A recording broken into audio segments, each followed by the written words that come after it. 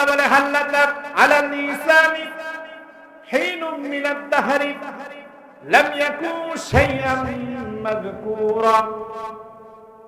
মানুষের জীবনে এমন একটা সময় এসেছিল যখন সে উল্লেখযোগ্য পরিগণিত কিছুই ছিল না।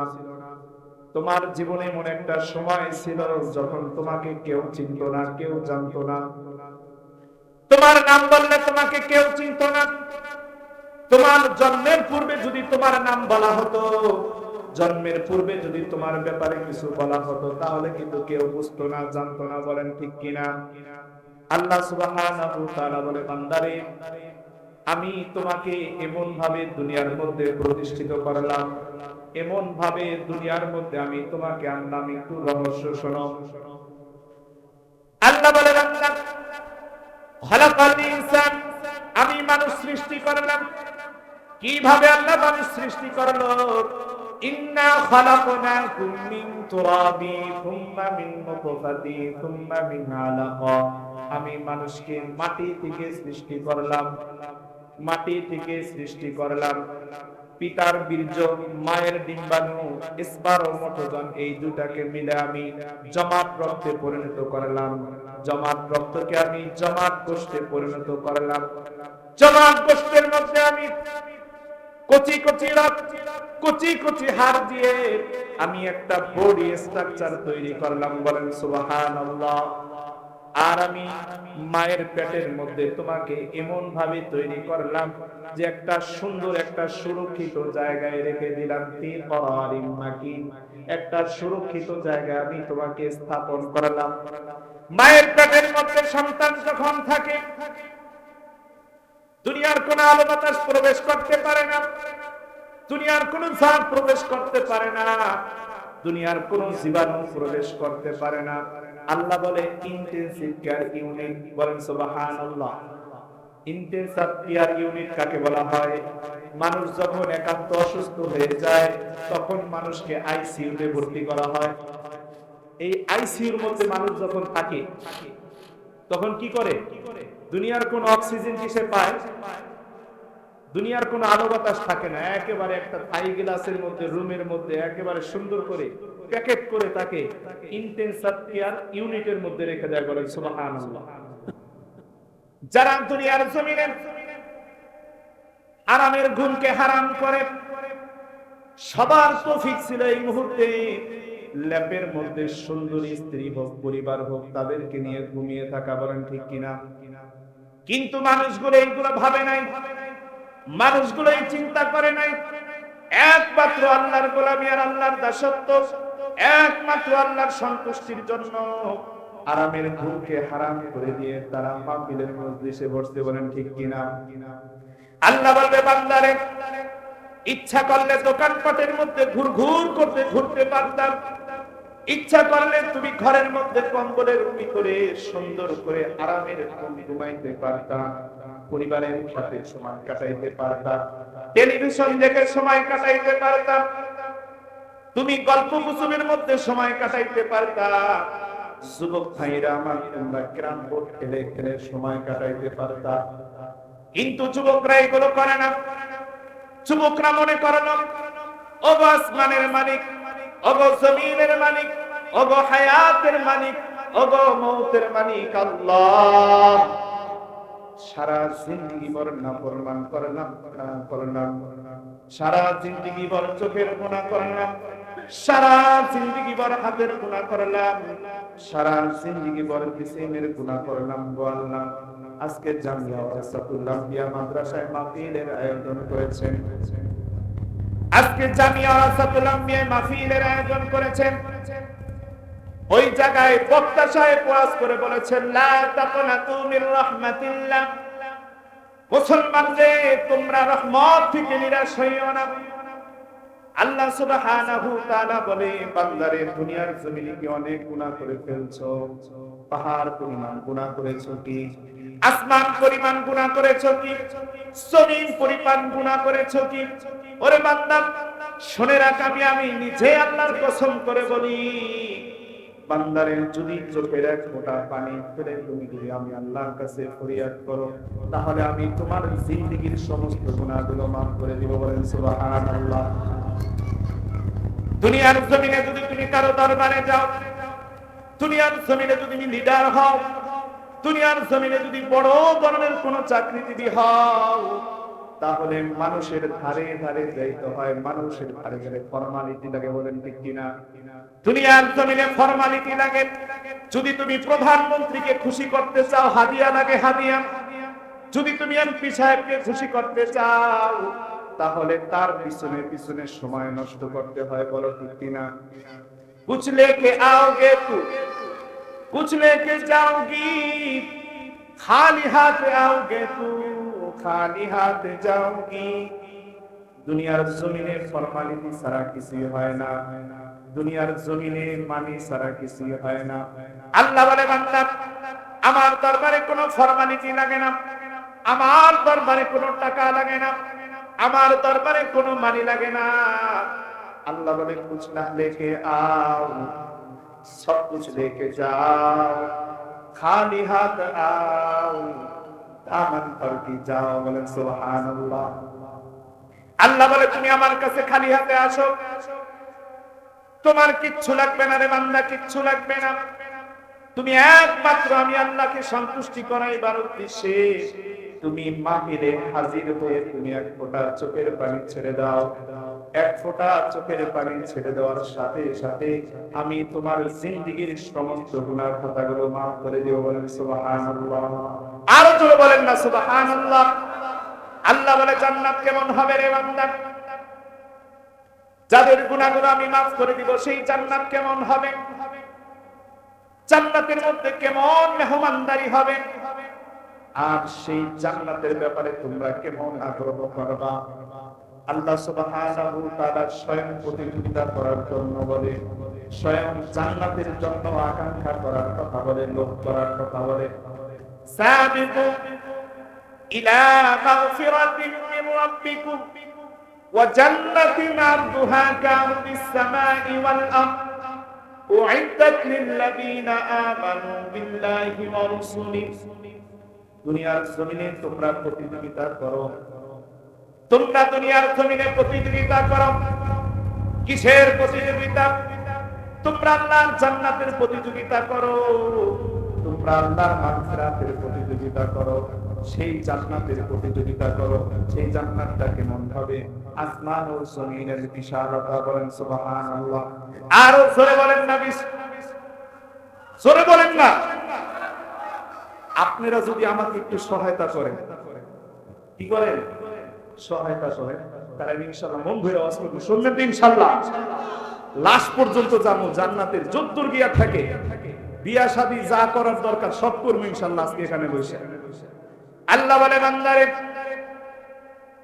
এই জান্নাতের জন্য তোমাদেরকে প্রতিযোগিতা করার জন্য বলেছি, দুনিয়ার কোন ধন সম্পদের জন্য বলি নাই, দুনিয়ার কোন সুন্দরী নারীর পিছে ঘুরে সময় নষ্ট করার জন্য বলি নাই, দুনিয়ার কোন রাষ্ট্রপ্রধানের পিছনে ঘুরে ঘুরে সময় নষ্ট করার জন্য বলি নাই, দুনিয়ার কোন এমপি, দুনিয়ার কোন প্রধানমন্ত্রী, দুনিয়ার কোন প্রেসিডেন্টের পিছে ঘুরে ঘুরে সময় নষ্ট করার জন্য বলি নাই। বান্দারে বলছি, সময় যদি নষ্ট করো, সময়টাকে কাজে লাগাও। সেই সময়টা কেমন হবে? আল্লাহর গুণগান আর আল্লাহর সিজদা দিয়ে আল্লাহর মাগফিরাত এবং জান্নাত কামনা করো। বলেন সুবহানাল্লাহ। আমাদের তো অবস্থা এমন হয়ে গেছে, এমন একটা পরিস্থিতি হয়ে গেছে, আমরা সামান্য একটু স্বার্থের কারণে আমরা মানুষের পিছে ঘুরঘুর করে সময় নষ্ট করি। বলেন ঠিক কিনা?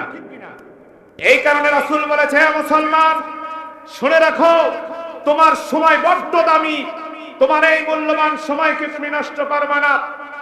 কোন লিডার হোক, যত বড় ব্যক্তি হোক না কেন, প্রধানমন্ত্রী হোক না কেন, এমপি হোক না কেন, প্রাইম মিনিস্টারই হোক না কেন, তার পিছে ঘুরে ঘুর করে তোমার এই মূল্যবান সময়কে নষ্ট করে যাবে না। বলো ঠিক কিনা?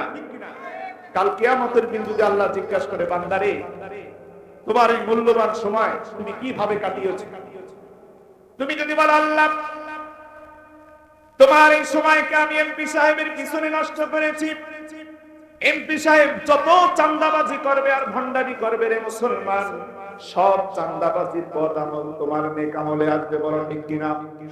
যদি বলো চেয়ারম্যান সাহেবের পিছে ঘুরে ঘুরে সময় নষ্ট করবি, চেয়ারম্যান সাহেব যত বড় ভণ্ডামি করবে চাঁদাবাজি করবে রে মুসলমান, সব চাঁদাবাজির পথ আমল তোমার পাল্লায় আসবে কিনা? এই আসবে না? আমি যদি চোরের সাথে ঘুরি আর চোরকে সহযোগিতা করি, তো চোরে যে চুরি করবো, এই যে চোরে চুরি করার সহযোগিতা করে দিলাম, বদামল কি আমার পাল্লায় আসবে কি আসবে না? আরে জোরে বলেন, আসবে কি আসবে না? এই কারণে কোন চান্দাবাজ ধান্দাবাজ কোন ভণ্ডর পিছে ঘোরা যাবে না, বলেন ঠিক কিনা?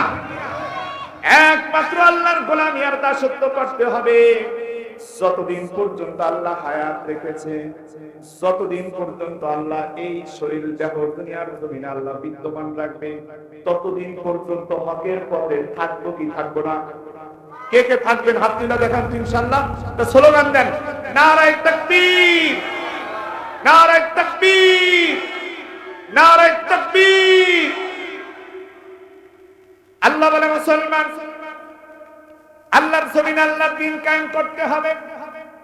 যদি আল্লাহর জান্নাত কামাইতে চাও, যদি আল্লাহর জান্নাতকে তুমি নিজের করে নিতে চাও, তাহলে তোমার আল্লাহর জমিনে দ্বীন কায়েম করতে হবে, বলা ঠিক কিনা?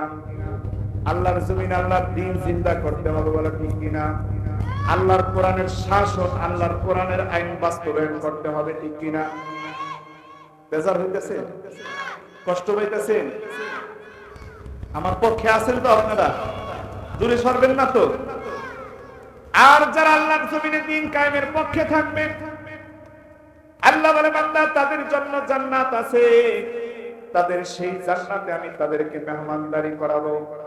যারা দ্বীনের পক্ষে থেকে, যারা আল্লাহর পথে থেকে জিহাদ ফি সাবিলিল্লাহ, আল্লাহর জমিনে আল্লাহর খেলাফত কায়েম করার জন্য, আল্লাহর জমিনে লা কালিমাতুল্লাহ প্রতিষ্ঠা করার জন্য যারা তাদের নিজের জীবনটাকে শহীদ বানিয়ে ফেলবে, নিজের জীবনটাকে উৎসর্গ করে ফেলবে, তাদের জন্য আমি জান্নাতের মধ্যে মেহমানদারি করার ব্যবস্থা করেছি, বলেন না সুবহানাল্লাহ। জান্নাতের মধ্যে আল্লাহ বলবে মাসালুল জান্নাতিল্লাতী বুইদাল মুত্তাকুন, মুত্তাকিদের জন্য যে জান্নাতের ব্যবস্থা করা হয়েছে, যে জান্নাতের ওয়াদা করা হয়েছে, তার অবস্থা নিম্নরূপ। ফিহা আনহারুম মিন মাইন গায়রি আসিন, জান্নাতের মধ্যে জান্নাতীদের জন্য থাকবে নির্মল পানির নহর। আল্লাহু আকবার। ওয়ানহারুম মিন লাবানিন লাম ইয়াতাগায়্যার তা'মুহু, জান্নাতের মধ্যে জান্নাতীদের জন্য থাকবে নির্মল দুধের নহর, যার স্বাদ হবে অপরিবর্তনীয়। ওরে বান্দা, এত সুন্দর দুধ হবে, এত সুন্দর নহর হবে, যেই নহর কোনোদিন চোখ দেখে নাই, যেই নহরের ব্যাপারে অন্তর কোনোদিন কল্পনাও করে নাই, এই কান কোনোদিন সেই ব্যাপারে গল্প শুনে নাই, বলেন সুবহানাল্লাহ। ওয়ানহারুম মিন লাবানিন লাম ইয়াতাগায়্যার তা'মুহু ওয়ানহারুম মিন আসালিন মুসাফফা, জান্নাতের মধ্যে পানকারীদের জন্য রয়েছে সুস্বাদু শরাবের নহর।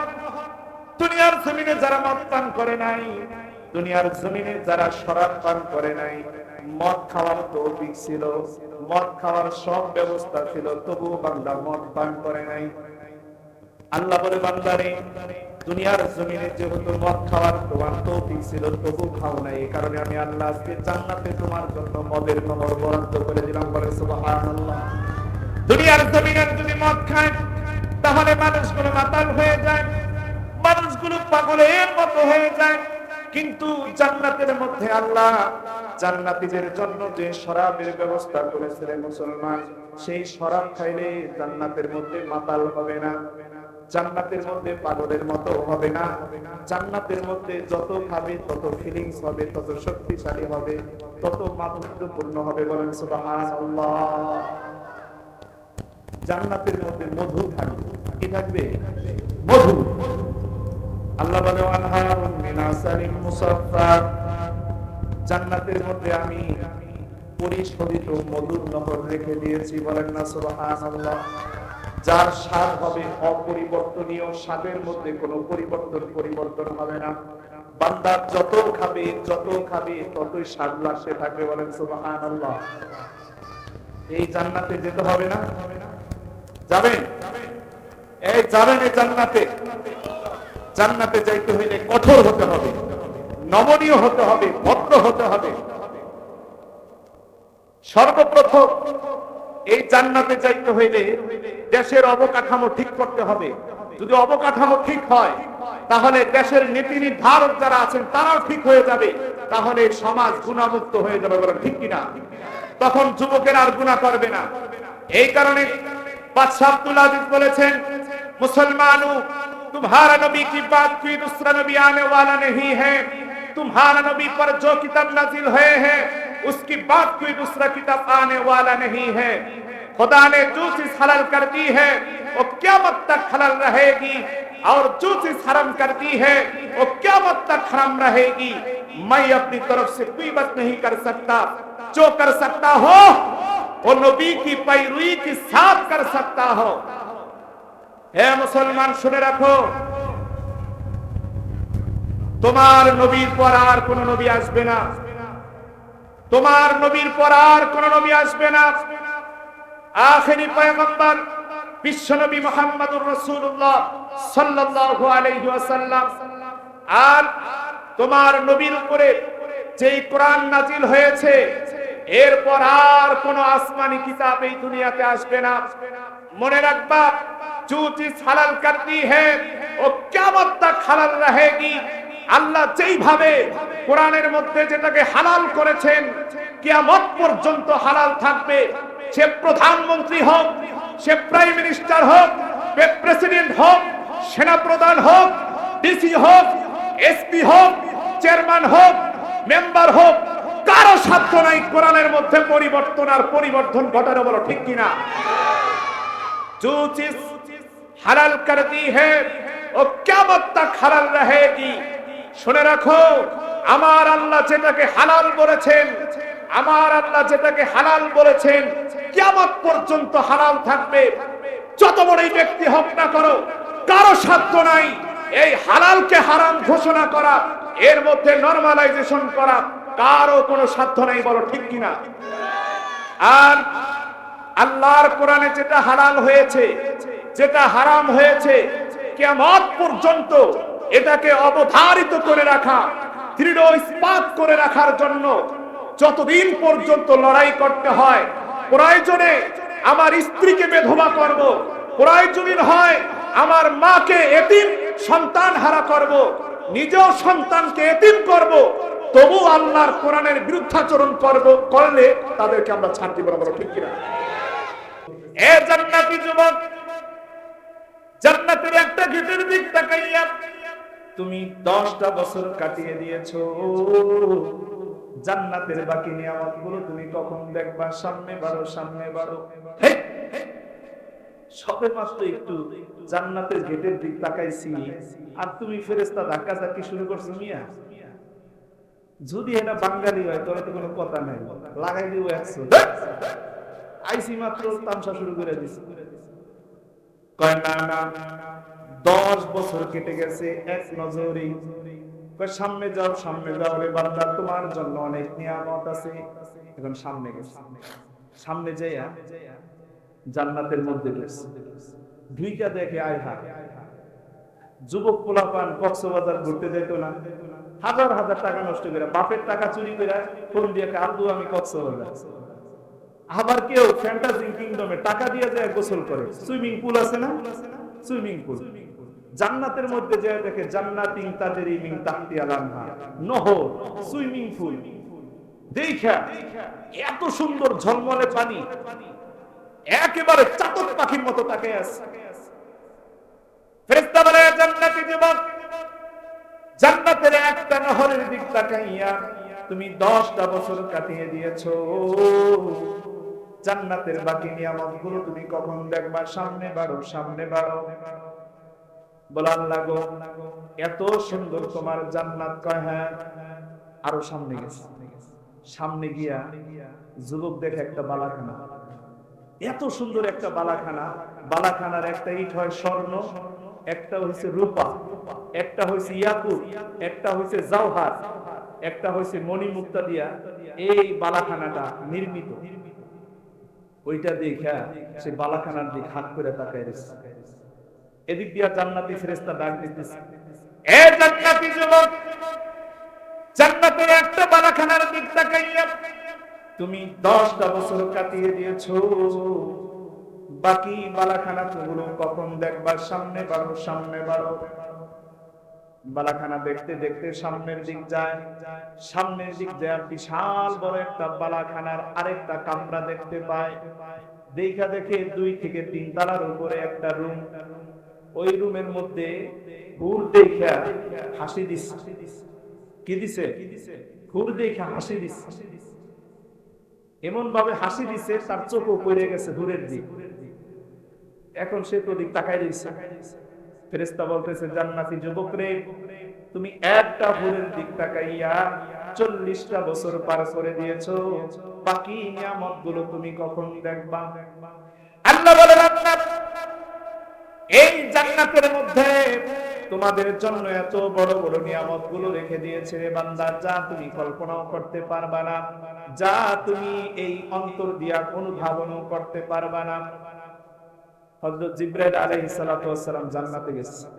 আল্লাহ সুবহানাহু ওয়া তাআলাকে বলতেছে, আল্লাহ গো, তুমি আমাকে একটু জান্নাতে যাওয়ার অনুমতি দাও।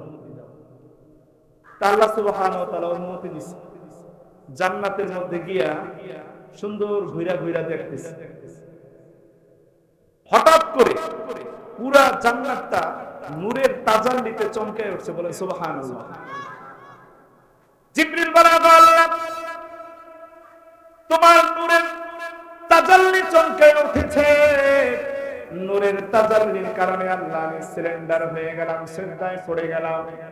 এদিক দিয়া জান্নাতি তাবুর মধ্যে থেকে হুর ডাক দিয়া বলে, এ জান্নাতি মানুষ, এ জিবরাইল, এটা আল্লাহর নূরের তাজাল্লি না, এটা হলো আমার হুরের তাজাল্লি। তুমি জিবরাইল জান্নাতের মধ্যে আসছো, আয়েশা এদিক সেদিক ঘোরাঘুরি করতেছো, আমি দেখে একটু হাসি দিয়েছিলাম, আর হাসি দেওয়ার সময় আমার একটু দাঁত বাইর হয়ে গেছিল। দাঁত বের হওয়ার সাথে সাথে পুরা জান্নাতটা নূরের তাজাল্লিতে চমকাইয়া উঠছিল। বলেন সুবহানাল্লাহ। আর এই হুর কেমন সুন্দর হলেন! হাদিস শরীফের মধ্যে আসছে, যদি জান্নাতি হুরের এক গাছি চুল যদি দুপুর রোদে প্রখরের মধ্যে ছেড়ে দেওয়া হয়, তাহলে দুপুর প্রখর যে রোদগুলো আছে আমাবস্যা রাতের মতো অন্ধকার হয়ে যাবে। বলেন সুবহানাল্লাহ। আর এই রাতের মধ্যে যদি জান্নাতি হুরের একটা নখ বের করে দেওয়া হয়, তাহলে চৈত্র মাসের রোদের মতো পুরা রাত্রটা 12টার সময়ের মতো আলোকিত হয়ে যাবে। বলেন সুবহানাল্লাহ। আর এই হুর যদি হাসি দেয়, তাহলে আমার সামনে যেগুলো আছে সব কলজা ফেটে মরে যাবে। বলেন ঠিক কিনা? হ্যাঁ, কলজা ফেটে মরে যাবেন না? আল্লাহ সুবহানাহু ওয়া তাআলা বলে, বান্দা, এই জান্নাতের মধ্যে এই হুরগুলাকে আমি জান্নাতীদের জন্য বরাদ্দ করে রেখে দিয়েছি। মুত্তাকিনা আলা সুরুরিন মাসফুফা ওয়া যাওয়াজনাহুম বিহুরিন আইন। আল্লাহ বলে, বান্দা, জান্নাতের মধ্যে হুরগুলা সারিবদ্ধভাবে বসে থাকবে। আমি আয়াত আলোচনা হুরদের সাথে বিবাহ বন্ধনে আবদ্ধ করে দিব। বলেন সুবহানাল্লাহ। আরো জোরে বলেন না সুবহানাল্লাহ। আল্লাহ বলে, হুরগুলা কেমন হবে, কেমন পবিত্র হবে! দুনিয়ার জমিনে যদি তোমরা বিবাহ করতে চাও, আর যদি যায় শোনো মেয়ে অন্য একটা ছেলের সাথে প্রেম করে, তাহলে বিয়ে করবা? জিন্দেগিতে যাইতো না ওই ছেলে। ওই ছেলে যদি জানে মেয়ের অন্য জায়গায় লাইন আছে, ওই ছেলে সালাম দিয়ে আসবো তো আর জীবন উষ্টাও খাইব না ওই বাড়ির দিন। বলে ঠিক কিনা? আল্লাহ বলে, বান্দা, জান্নাতের মধ্যে আমি তোমাদের জন্য এমন হুর রেখে দিয়েছি, সেই হুরগুলা হবে পবিত্র, প্রবাল পত্রার সদৃশ রমণী, কান্নাহুন্নাল ইয়াকুতু ওয়াল মারজান।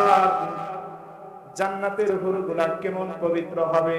আল্লাহ স্বয়ং বলেন, প্রবাল পত্রার সদৃশ রমণী। ঝিনুকের মধ্যে যেমন মণিমুক্তাগুলো লুকায়িত থাকে, জান্নাতের হুরগুলা সেইভাবে লুকায়িত অবস্থায় আছে। বলেন সুবহানাল্লাহ। আরো জোরে বলেন না সুবহানাল্লাহ। আল্লাহ বলে বান্দা দুনিয়ার জমিনে বৈশা বৈশা চিন্তাও করতে পারো যে হুরগুলার আবার কেউ স্পর্শ করছেনি, কারণ আসমানে তো অনেক ফেরেশতা আছে না। অনেক বাঙালি চিন্তা করতে পারে এই হুরগুলা যখন আছে ফেরেশতারা কি আবার সুইছে টুইছে, এত সুন্দর হুর যদি কি আবার ছোঁয়া দেয়। আল্লাহ তাআলা কয় না না বান্দা, ফীহিন্না কাসিরাতুত তারফি লাম ইয়াতমিথুহুন্না ইনসু ক্বাবলাহুম ওয়ালা জান। জান্নাতের মধ্যে যে হুরগুলা আছে সেই হুরগুলাকে দুনিয়ার কোনো মানুষ এবং জিন স্পর্শ করে নাই। বলেন সুবহানাল্লাহ, আরো জোরে বলেন সুবহানাল্লাহ। আল্লাহ সুবহানাহু ওয়া তাআলা সেই হুরগুলাকে সেইভাবে সাজিয়েছে। এই হুরের আশা কি করতে হবে না? করতে হবে না ইনশাআল্লাহ। আল্লাহ সুবহানাহু ওয়া তাআলা স্বয়ং বলছেন এই হুরের আশা করো, হুরের আকাঙ্ক্ষা করো, যত পারো তোমরা বেশি বেশি হুরের আকাঙ্ক্ষা করো আর গুনাহ থেকে বাইসা থাকো। একটু পানি খাওয়া। এ কারণে আপনারা তিনটা গুনাহ থেকে বাইসা থাকবেন। কয়টা গুনাহ থেকে ভাই বলেন না? তিনটা গুনাহ। এক নাম্বার, চোখের গুনাহ করা যাবে না। কিসের গুনাহ? অনেকে মোবাইল টিপে, এত বড় একটা মোবাইল, এই যে সারাদিন বৈশা বৈশা টিপে, জিজ্ঞাসা করলে কয় হুজুর কোরআন শরীফ তেলাওয়াত করি, আবার কি এটা হুজুর ওয়াজ শুনি। ঠিক নিয়া তুমি কি দিন ভরে এখানে ওয়াজ শোনো? ফাইজদামি কথা। এই মিয়া সারাদিন কি ঘন্টার পর ঘন্টা এত বড় একটা মোবাইল নিয়ে কি ওয়াজ শুনে, আর কিছু করে না। আবার অনেকে কয় হুজুর এটা ছাত্র হলে কয় হুজুর অ্যাসাইনমেন্ট পড়তাছি আর ওই যে স্যারে কি কি যেন দিছে। এই মিয়া তোমার কি 24 ঘন্টায় কি মোবাইলের মধ্যে পড়াশোনা না? দুনিয়ার জমিনে মদ খুর আছে, গাঁজা খুর আছে, ফেন্সি খুর আছে, এগুলার চিকিৎসা আছে না? এই মদ খুর গাঁজা খুরের চিকিৎসা আছে কিনা? রিহাব সেন্টারে দিয়ে আসে, গাঁজা খুর ভালো হয়ে যায়, মদ খুর ভালো হয়, কিন্তু মোবাইল খুরের চিকিৎসা বের হয় না। কথা ঠিক কিনা? মোবাইল খুরের চিকিৎসাই বের নাই। মোবাইল যে খুর আছে এটা বাংলাদেশের মানুষ বোঝেই না। মোবাইল যে একটা নেশা, গাজার চাইতে বড় নেশা মোবাইলের নেশা, এটা বাংলাদেশের মানুষ বুঝেই না। বাংলাদেশের মানুষ মনে করে কি কাম ঠাম বাদ দিয়ে সারাদিন মোবাইল টিপতেছি, না জানি কত ভালো কাজ করতেছি, না জানি আল্লাহ আমারে কি পরিমাণ নেকামল দিতেছে, সম্পূর্ণ ধ্বংস হয়ে যেতেছে। দিন দুনিয়া আখিরাত সব ধ্বংস হয়ে যেতেছে। একটা মোবাইল কি পরিমাণ ধ্বংস করে দেখো। তোমার ব্যক্তি জীবন ধ্বংস হয়ে যাচ্ছে, তোমার পারিবারিক জীবন ধ্বংস হয়ে যাচ্ছে, তোমার সামাজিক জীবন ধ্বংস হয়ে যাচ্ছে, তোমার রাষ্ট্রীয় জীবন ধ্বংস হয়ে যাচ্ছে, তোমার অর্থনৈতিক জীবন ধ্বংস হয়ে যাচ্ছে, তুমি পঙ্গু হয়ে যাচ্ছ, তুমি নিজেও জানো না, বলো ঠিক কিনা? এই কারণে মোবাইল আপনার কাজে লাগবে, ভালো কথা, কিন্তু যতটুকু সময় ব্যবহার করা ততটুকুই করবেন, এর বেশি করা যাবে না। কথাটা কি সঠিক বললাম নাকি ব্যাঠিক বললাম? যুবক ভাইরা বেজার হয়েছেন? মোবাইল যে একটা নেশা এটা বুঝতে পারছেন তো ইনশাআল্লাহ? এই মোবাইল কমাই কমাই ট্রিটমেন্ট করতে ইনশাআল্লাহ নেক আমল, নিজের জীবন তো বরবাদ করা যাবে না ইনশাআল্লাহ। আল্লাহ কাইফা তাকফুরুনা বিল্লাহ ওয়া কুনতুম আমওয়াতান ফাহিয়াকুম থুম্মা ইউমীতুকুম থুম্মা ইউহয়ীকুম থুম্মা ইলাইহি তুরজাউন। বান্দা কেমন করে তোমরা আমি আল্লাহর সাথে কুফরি অবলম্বন করছো, অথচ তোমরা ছেলে নিষ্প্রাণ, তোমরা ছেলে নিষ্প্রাণ। আমি আল্লাহ সুবহানাহু ওয়া তাআলা তোমাদেরকে জীবন দান করলাম, আবার তোমাদেরকে মৃত্যু দান করব, আবার তোমাদেরকে জীবন দান করব, পুনরায় আমার দিকেই তোমাদেরকে প্রত্যাবর্তন করতে হবে। বলেন সুবহানাল্লাহ। তাহলে একটা জিনিস বুঝলাম, মানুষ জন্মের পূর্বে সব কি ছিল? মৃত ছিল। জন্মের পূর্বে আমরা মৃত ছিলাম, এটা একটা বিজ্ঞানসম্মত কথা, বৈজ্ঞানিক সত্য কথা। বলেন ঠিক কিনা? জন্মের পূর্বে আমাদেরকে কেউ চিনত না। আল্লাহ সুবহানাহু ওয়া তাআলা বলতেছেন, বান্দা জন্মের পূর্বে তোমাদের কোনো অস্তিত্ব ছিল না, জন্মের পূর্বে তোমরা মৃত ছিলা। কতগুলা ব্যাককল বুদ্ধিজীবী আছে, এই ব্যাককল বুদ্ধিজীবীরা যদি বলা হয় জন্মের পূর্বে মানুষ মৃত ছিল, এই ব্যাককলে এটাও বোঝে না। কি বলেন এগুলো? মানুষ সব সময় ছিল। কি ছিল? সব সময় ছিল, কোন না কোন রকম ভাবে মানুষ ছিল। কিন্তু আল্লাহ বলতেছেন কি, মানুষ জন্মের পূর্বে মৃত ছিল। তাহলে মানুষের উৎপত্তি থেকে আসলো? মানুষের উৎপত্তি থেকে আসলো? প্রশ্ন আসে না? তা আমরা জন্মের পূর্বে ছিলাম পিতার শুক্রকীট, পিতার বীর্য ছিলাম, আর মায়ের ডিম্বাণু ছিলাম। বিজ্ঞান বলে পিতার শুক্রকীট, স্পারমাটোজন ও ওভাম, সেই দুটোর মধ্যে বিভক্ত ছিল। বলেন সুবহানাল্লাহ। পিতার পৃষ্ঠদেশ থেকে মায়ের বক্ষপিঞ্জরে সবেগে এক ফোঁটা নাপাক পানি দিয়ে আমি আল্লাহ তোমাকে সৃষ্টি করেছি। বলেন সুবহানাল্লাহ। আল্লাহ বলে হাল্লাতা আলাল ইনসানি হিনুম মিনাদ দাহরি লাম ইয়াকুন শাইআন মাযকুরা। মানুষের জীবনে এমন একটা সময় এসেছিল যখন সে উল্লেখযোগ্য পরিগণিত কিছুই ছিল না। তোমার জীবনে এমন একটা সময় ছিল যখন তোমাকে কেউ চিনত না, কেউ জানতো না। তোমার নাম বললে তোমাকে কেউ চিনত না। তোমার জন্মের পূর্বে যদি তোমার নাম বলা হতো, জন্মের পূর্বে যদি তোমার ব্যাপারে কিছু বলা হতো, তাহলে কিন্তু কেউ বুঝতো না, জানতো না। বলেন ঠিক কিনা? আল্লাহ সুবহানাহু ওয়া তাআলা বলে, বান্দারে আমি তোমাকে এমন ভাবে দুনিয়ার মধ্যে প্রতিষ্ঠিত করলাম, এমন ভাবে দুনিয়ার মধ্যে আমি তোমাকে আনলাম। একটু রহস্য শোনো। আল্লাহ বলে, বান্দা খালাকাল ইনসান, আমি মানুষ সৃষ্টি করলাম। কিভাবে আল্লাহ মানুষ সৃষ্টি করলো? ইন্না খালাকনাকুম মিন তুরাবি সুম্মা মিন নুতফাতি সুম্মা মিন আলাকা। আমি মানুষকে মাটি থেকে সৃষ্টি করলাম, মাটি থেকে সৃষ্টি করলাম। পিতার বীর্য, মায়ের ডিম্বাণু, স্পারমাটোজন, এই দুটাকে মিলে আমি জমাট রক্তে পরিণত করলাম। জমাট রক্তকে আমি জমাট কোষে পরিণত করলাম। জমাট কোষের মধ্যে আমি কচি কচি রক্ত, কচি কচি হাড় দিয়ে আমি একটা বডি স্ট্রাকচার তৈরি করলাম। বলেন সুবহানাল্লাহ। আর আমি মায়ের পেটের মধ্যে তোমাকে এমন ভাবে তৈরি করলাম যে একটা সুন্দর, একটা সুরক্ষিত জায়গায় রেখে দিলাম। ফিকারিম মাকিন, একটা সুরক্ষিত জায়গায় আমি তোমাকে স্থাপন করলাম। মায়ের পেটের মধ্যে সন্তান যখন থাকে, দুনিয়ার কোন আলো বাতাস প্রবেশ করতে পারে না, দুনিয়ার কোন ঝড় প্রবেশ করতে পারে না, দুনিয়ার কোন জীবাণু প্রবেশ করতে পারে না। আল্লাহ বলে ইন্টেনসিভ কেয়ার ইউনিট। বলেন সুবহানাল্লাহ। ইন্টেনসিভ কেয়ার ইউনিট কাকে বলা হয়? মানুষ যখন একান্ত অসুস্থ হয়ে যায়, তখন মানুষকে আইসিইউ তে ভর্তি করা হয়। এই আইসিইউর মধ্যে মানুষ যখন থাকে, তখন কি করে? দুনিয়ার কোন অক্সিজেন কি সে পায়? দুনিয়ার কোন আলো বাতাস থাকে না। একেবারে একটা থাই গ্লাসের মধ্যে, রুমের মধ্যে একেবারে সুন্দর করে প্যাকেট করে তাকে ইন্টেনসিভ কেয়ার ইউনিটের মধ্যে রেখে দেয়। বলেন সুবহানাল্লাহ। আল্লাহ বলে, বান্দা তোমার মায়ের পেটের মধ্যে আমি এইভাবে একটা সুরক্ষিত জায়গায় আমি তোমাকে রেখে দিয়েছি, যাতে করে দুনিয়ার কোন আলো বাতাস, দুনিয়ার কোন জীবাণু যেন তোমাকে ক্ষতি না করতে পারে। বলেন সুবহানাল্লাহ। খালাকাল ইনসান, আমি আল্লাহ মানুষ সৃষ্টি করেছি। আল্লাহ বলে, বান্দা যখন তুমি মায়ের পেটের মধ্যে একটু বড় হলাম, যখন তোমার মায়ের পেটের মধ্যে বড় হয়ে তোমার শরীরের মধ্যে রূহ চলে আসলো, তখন তোমার খাদ্যের উদ্রেক হলো, খাদ্য খাওয়ার উপযোগী সময় হলো।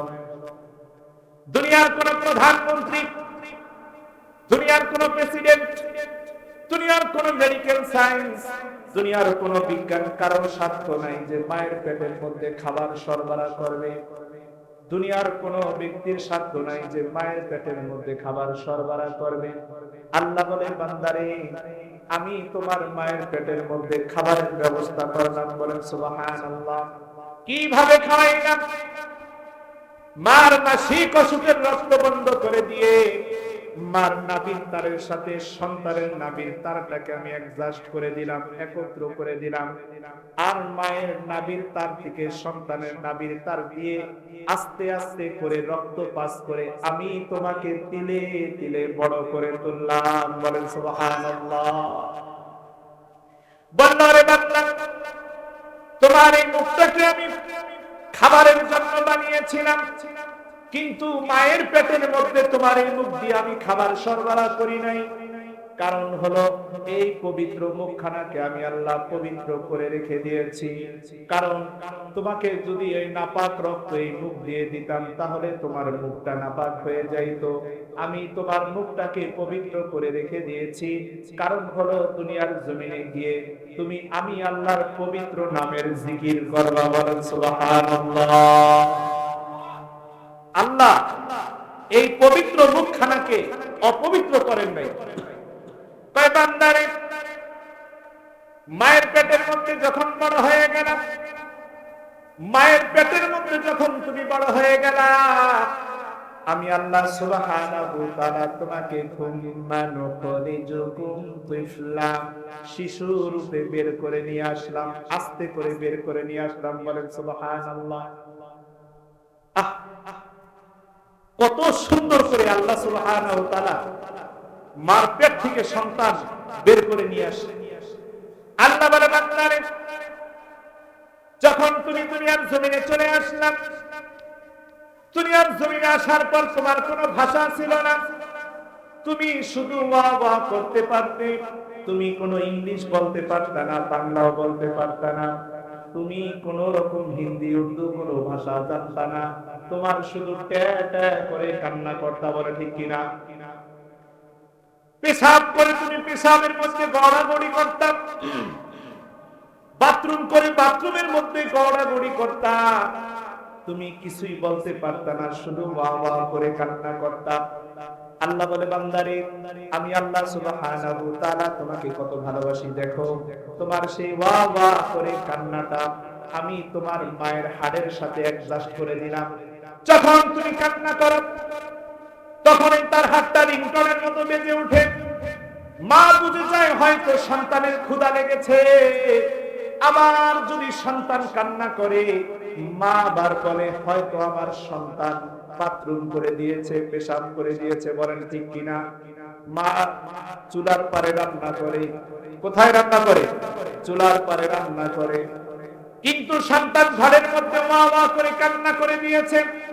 মা দৌড়ে আইসা বলে হয়তো আমার সন্তান বাথরুম করে দিয়েছে, না হয় আমার সন্তান পেশাবের মধ্যে আছে, না হয় পেট ব্যথা হয়েছে। আল্লাহ বলে বান্দারে, সব কিছু আমি বুঝাইয়া দেই। ওরে বান্দা, যখন দুনিয়ার জমিনে আসো, দুনিয়ার কোনো খাদ্য খাবার খেতে পারো না, দুনিয়ার কোনো খাদ্য খাবার খেতে পারো না। আমি আল্লাহ তোমার জন্য খাবারের ব্যবস্থা করে রাখলাম। কেমন খাবারের ব্যবস্থা করে রাখলো? আল্লাহ সুবহানাহু ওয়া তাআলা বলে, বান্দা তোমার জন্মের 6 মাস পূর্বে তোমার মায়ের বুকের উপরে আমি গরম দুধ রিজার্ভ করে রেখে দিয়েছি। বলেন সুবহানাল্লাহ। কয় বান্দা, তোমার মায়ের বুকের উপরে যে খাবারটা তোমার জন্য রিজার্ভ করেছি, এই খাবারটাকে আমি ঘন করি নাই। এই খাবারটা যদি ঘন করতাম তাহলে তোমার কচি গলাটা আটকিয়ে তুমি মারা যাইতা, বাঁচতে পারতা না। এই খাবারটাকে আমি তরল করে দিয়েছি, আবার কিছু মিষ্টি দিয়েছি, লবণাক্ত দিয়ে দিয়েছি। বলেন সুবহানাল্লাহ। যাতে করে তোমার মুখে স্বাদ লাগে। এই কারণে দেখবেন দুনিয়ার জমিনের মানুষ কিছুটা টক বা মিষ্টি বা তরল বা লবণাক্ত খাবার খায়। বলেন ঠিক কিনা? আল্লাহ বলে বান্দা,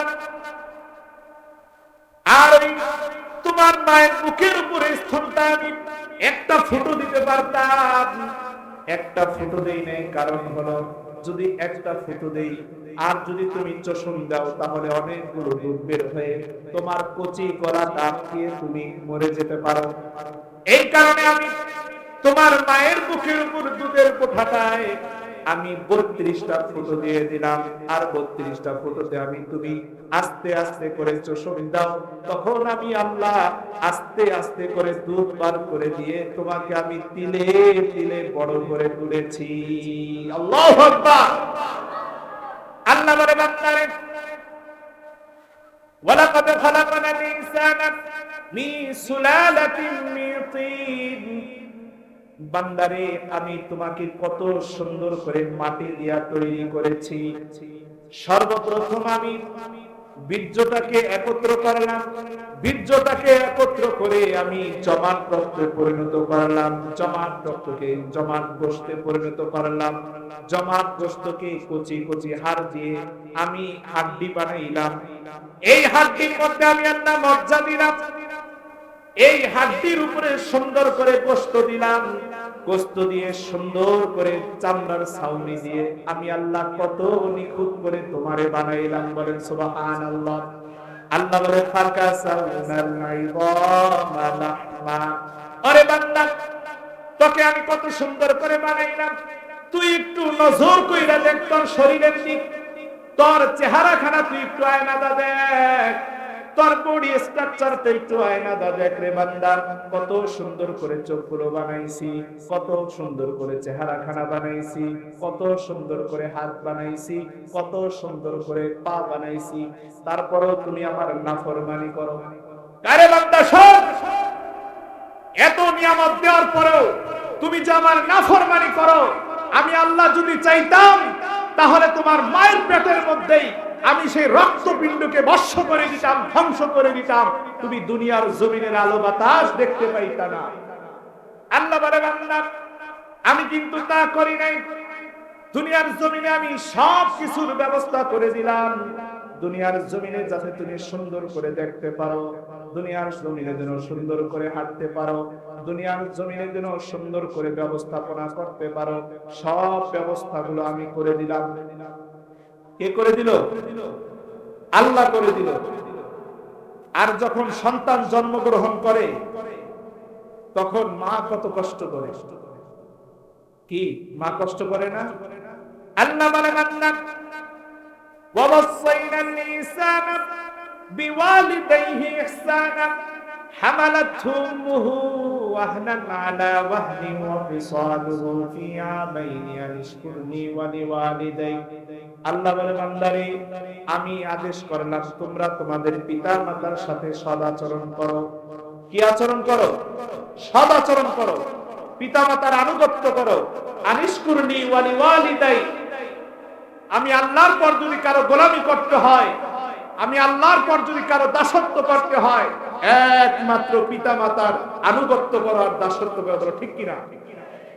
তুমি বাবার দরবারে যাও, কোনো সমস্যা নাই, তুমি ওলামায়ে কিরামকে মহব্বত করো, কোনো সমস্যা নাই, তুমি পীর সাহেবকে মহব্বত করো, কোনো সমস্যা নাই, কিন্তু তোমার ঘরে যে একটা বড় বিশ্বাস আছে, তোমার ঘরে যে একজন বড় বিশ্বাস আছে, তোমার ঘরে যে একজন বড় আলেম আছে, দোয়া কবুল করনে ওয়ালা আছে, মা আর বাবা, এগুলার আনুগত্য করো।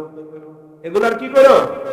আনুগত্য করো। আল্লাহ বলে ওয়াকাযা রাব্বুকা আল্লা তা'বুদু ইল্লা ইয়্যাহু ওয়া বিল ওয়ালিদাইনি ইহসানা। তোমার আল্লাহ আদেশ করেছেন তোমরা পিতামাতার সাথে সদাচরণ করো। ইম্মা ইয়াবলুগান্না ইনদাকাল কিবার আহাদুহুমা আও কিলাহুমা ফালা তাকুল লাহুমা উফফিন ওয়ালা তানহারহুমা ওয়া কুল লাহুমা কাওলান কারীমা। ওরে দুনিয়ার মানুষ শুনে রাখো, তোমাদের জীবদ্দশায় যদি তোমাদের মা তোমাদের বাবা বার্ধক্যে উপনীত হয়, তাহলে তাদের সামনে তোমরা ধমক দিয়ে কথা বলো না, পিতা মাতার সামনে কখনো চোখ গুছিয়ে কথা বলো না, পিতা মাতাকে কখনো রাগান্বিত হয়ে কথা বলো না। আল্লাহ স্বয়ং বলে পিতা মাতার সাথে কিভাবে কথা বলবা, ওয়াকুল্লাহুমা কাওলান কারীমা, পিতা মাতার সাথে শিষ্টাচারপূর্ণ কথা বলো, নমনীয়তার সাথে কথা বলো। বলো ঠিক কিনা? আল্লাহ বলে বান্দারে, পিতা মাতার সাথে তুমি কেমন আচরণ করবা? ওয়াখফিদ লাহুমা জানাহাদ যুল্লি মিনার রাহমাতি ওয়া কুর রাব্বিরহামহুমা কামা রাব্বায়ানি সগীরা। তোমরা যখন পিতামাতার সামনে যাও তখন তোমরা রহমতের ডানা বিছিয়ে দাও। বলেন সুবহানাল্লাহ। পিতামাতার সামনে কখনো শক্ত হয়ে দাঁড়াবে না, পিতামাতার সামনে কখনো চোখ উঁচু করে কথা বলবে না, পিতা মাতার সামনে এমন ভাবে দাঁড়াবা যদি একটা মানুষের শরীরে হাড্ডি না থাকে, হাড্ডি না থাকলে মানুষটা কেমন হয়? তুলতুলে হয়, নরম হয়। একেবারে তুলতুলে নরম হয়ে পিতা মাতার সামনে দাঁড়াইবা। আর আল্লাহ বলে, বান্দা তোমাদেরকে আমি একটা দোয়া শিখিয়ে দিলাম, তোমরা সবাই পিতামাতার জন্য এই দোয়াটা করবা, রব্বির হামহুমা কামা রব্বায়ানি সগীরা। বলেন আল্লাহু আকবার। আর জোরে বলেন আল্লাহু আকবার। একটা ঘটনা বলি মুসলমান, বাংলাদেশের ঘটনা। একজন মা আর একজন বাবা একটা ছেলে নিয়ে চিটাগাং ঘুরতে গিয়েছিল। চিটাগাং রাস্তায় হঠাৎ করে অ্যাক্সিডেন্ট করে, গাড়ি অ্যাক্সিডেন্ট করে বাবা মারা যায়, আর ছোট্ট ছেলের চোখটা নষ্ট হয়ে যায়। ছোট্ট ছেলের চোখ নষ্ট হয়ে যায়, মা কোন রকম বেঁচে যায়। মা ছোট্ট ছেলেকে নিয়ে হসপিটালে যায়, চিকিৎসা করে। ডাক্তার বলে, আপনার সন্তানের ডান পাশের চোখটা নষ্ট হয়ে গেছে, এই চোখটা আর রাখা যাবে না। কলিজার টুকরা মা চিন্তা করল, আমার কলিজার টুকরা সন্তান চোখ ছাড়া থাকবে, সুন্দর দুনিয়াটা দেখতে পারবে না, দুনিয়ার আলো বাতাস দেখতে পারবে না, আমি মা কিভাবে সহ্য করি? এই কারণে মা কি করলো? ডাক্তারকে বলল, ডাক্তার সাহেব, আমি আমার ডান পাশের চোখটা আমার সন্তানকে দিয়ে দিতে চাই। ডাক্তার বলল, ওকে। মার ডান পাশের চোখটা নিয়ে ছোট্ট শিশু তাকে দান করে দিল। সন্তান এখন দুইটা চোখের অধিকারী হয়ে গেল, আর মা কানা হয়ে গেল। বাবার ওসিয়ত ছিল, আমার এই কলিজার টুকরা সন্তান একদিন অনেক বড় হবে, আমার এই সন্তান একদিন অনেক বড় হয়ে অনেক বড় চাকরিজীবী হবে, অনেক বড় একজন বিদ্বান ব্যক্তি হবে। মা এই সন্তানকে স্কুলে ভর্তি করলো। স্কুলে পড়ে, স্কুলে পড়তে পড়তে 5 পাস করলো। 5 পাস করে এখন হাই স্কুলে গেল, মেট্রিক পরীক্ষা দিল। সন্তান বড় হয়ে গেছে। একদিন মেট্রিক পরীক্ষা দেওয়ার পর মাকে বলে, মা তুমি আমার স্কুলে যাইও না, কারণ তুমি কানা। এই কারণে স্কুলে আমার সহপাঠীরা বলে তুই হলো কানার ছেলে।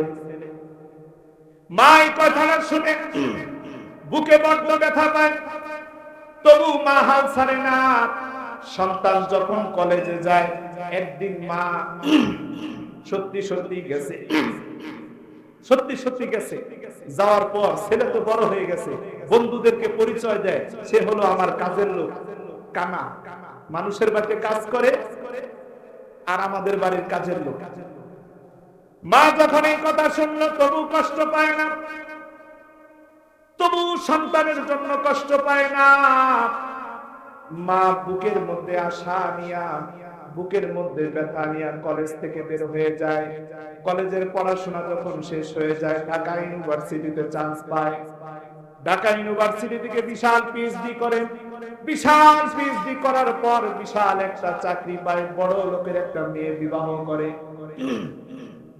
বড় লোকের মেয়ে বিবাহ করার পর এই মা একদিন জানতে পারলো, আমার কলিজার টুকরা সন্তান বিবাহ করেছে, তার সন্তান হয়েছে, গিয়ে একটু নাতিগুলা দেখে আসি।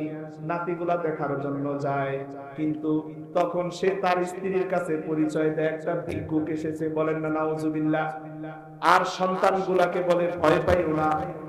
তখন এই ভিক্ষুককে বলে, তুমি এখান থেকে চলে যাও, তোমার কানা চোখ দেখে আমার সন্তানরা ভয় পায়। ওই দিন মা মুখ ভরা কষ্ট নিয়ে সন্তানের বাড়ি থেকে চলে আসে। বাড়ি আসার পর মা মৃত্যুবরণ করে। মৃত্যুবরণ করার সময় মা একটা চিঠি লিখে তার বাড়ির পাশে রেখে যায়। বলে, যদি কোনো একদিন আমার সন্তান আসে, তাহলে আমার সন্তানের কাছে এই চিঠিটা পৌঁছাইয়া দিও। ব্যক্তিক পরীক্ষা, মিলন মেলা হবে। মিলন মেলা হবে, সব সহপাঠীরা একত্র হয়েছে, সন্তানও আসছে। সন্তান ভাবলো, এই হাই স্কুলের পাশেই তো আমাদের বাড়িটা ছিল, তাহলে যাই একটু মার খোঁজ খবর নিয়ে আসি। সন্তান মার খোঁজ খবর আনার জন্য যায়। যাওয়ার পর পা দেখে মার ঘরটা তালা মারা, কেউ নাই, ঘাস হয়ে গেছে, গাছ হয়ে গেছে। পাশের বাড়ির বৃদ্ধ মানুষটা বলে, বাবা তুমি কে? বলে, আমি তার সন্তান। তোমার মা তো মাসখানেক আগে মারা গেছে। বলেন ইন্না লিল্লাহি ওয়া ইন্না ইলাইহি রাজিউন। কলিজার টুকরা সন্তানকে বলে, তোমার মা মৃত্যুর সময় একটা চিঠি রেখে গেছে, এই চিঠিটা আমানত স্বরূপ আমি রেখে দিয়েছিলাম, নাও। তখন সন্তানের কাছে চিঠি দেয়, সন্তান চিঠিটা যখন খুলে দেখে, মা দেয় সালামু আলাইকুম ওয়া রাহমাতুল্লাহ। কলিজার টুকরা সন্তান, আশা করি তুমি ভালো আছো। ওই দিন যে তোমার বাড়িতে গিয়েছিলাম, শুধুমাত্র তোমার কলিজার টুকরা সন্তানটা দেখার জন্য গিয়েছিলাম। তোমার সন্তানদেরকে আমি ভয় দেখানোর জন্য যাই নাই। আর আমার এই চোখটা যে কানা, তুমি কোনোদিন জিজ্ঞাসা করো নাই মা তোমার চোখটা কানা কেন? ওরে আমার কলিজার টুকরা সন্তান, শোনো, ছোট্টবেলা তোমার বাবা আর আমি একসাথে চিটাগাং ঘুরতে গিয়েছিলাম। চিটাগাং ঘুরতে গিয়ে অ্যাক্সিডেন্ট করেছি। অ্যাক্সিডেন্ট করে তোমার বাবা মারা যায়, আর তোমার একটা চোখ নষ্ট হয়ে যায়। আর তুমি চোখ নষ্ট হয়ে যাওয়ার পর ডাক্তার যখন বলল যে একটা চোখের ব্যবস্থা করেন, তখন আমি মা আমার ডান পাশের চোখটা তোমাকে দান করে দিলাম। বলেন আল্লাহু আকবার। ওরে আমার কলিজার টুকরা সন্তান, তোর জন্য আমার চোখ দান করে দিলাম, কিন্তু তুই আমার সন্তান হয়ে কোনোদিন জিজ্ঞাসা করলি না। কলিজার টুকরা সন্তান রে, মা তোমার চোখটা কানা কেন তুই ঘটনাও জানলি না। সারা জিন্দেগি বল শুধু আমাকে কানা কানা বলে অহংকার আর হিংসাই করলি, ঘৃণাই করলি রে সন্তান। এখন সন্তান চোখের পানি ছেড়ে দিয়ে কান্না করে। এখন কান্না করে আর লাভ আছে? মা তো চলেই গেছে। এই কারণে বলে মুসলমান, মাকে কষ্ট দেওয়া যাবে না। দিবেন তো? কে কে দিবেন মারে কষ্ট? হাত তুলে দেখান। কেউ দিবেন না ইনশাআল্লাহ। মার সেবা করবেন তো ইনশাআল্লাহ। ইনশাআল্লাহ আমাদের তবারকের ব্যবস্থা আছে, আপনারা সবাই তবারক নিয়ে যাবেন। আর বিশেষ করে আকর্ষণ আছে ইনশাআল্লাহ, ছোট্ট ছোট্ট বাচ্চারা কোরআনে হাফেজ হয়েছে। বলেন আল্লাহু আকবার। আরো জোরে বলেন আল্লাহু আকবার। আমার ওস্তাদ আল্লামা মুফতি জাকারিয়া আল মাদানী, আমি হুজুরের ছাত্র। আল্লামা মুফতি জাকারিয়া আল মাদানী দামাত বারকাতুহু হুজুরের ছোট্ট একটু পরিচয় দেই। আমরা যখন ছাত্র ছিলাম, কি ছিলাম? ছাত্র ছিলাম। তখন হুজুরে আমাদেরকে বোর্ডিং এ খাবার উঠাইতে দিত। কি? বোর্ডিং থেকে খাবার আনতাম। হুজুরের জন্য যদি কোনোদিন 2 টুকরা গোশত আসতো, তাহলে হুজুরে বলতো, বেটা বোর্ডিং এর 2 টুকরা গোশত এটা আমার জন্য না, মনে 1 টুকরা রাইখা আস। কি করো? 1 টুকরা রাইখা আস।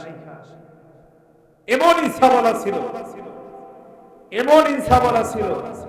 আর আল্লাহর রহমতে হুজুরকে নিয়ে যখন কোন সফরে যাই, কোন মাহফিলে যাই, এই মুফতি জাকারিয়া আল মাদানী দামাত বারকাতুহু হুজুরকে আমি চোখের গুনাহ করতে দেখিনি।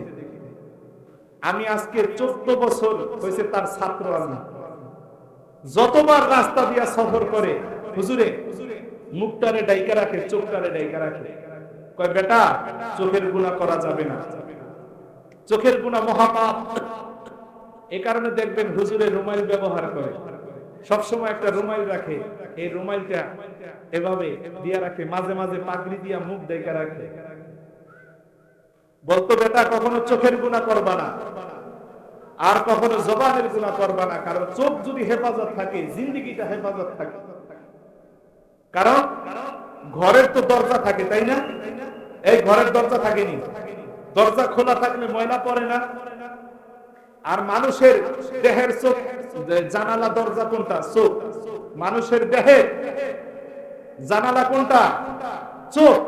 এই চোখ যদি অনর্থক ব্যবহার হয়, তাহলে ভিতরে ময়লা পড়ে। আল্লাহর কাছে দোয়া করি যে আল্লাহ হুজুরের নেক হায়াত দান করুন।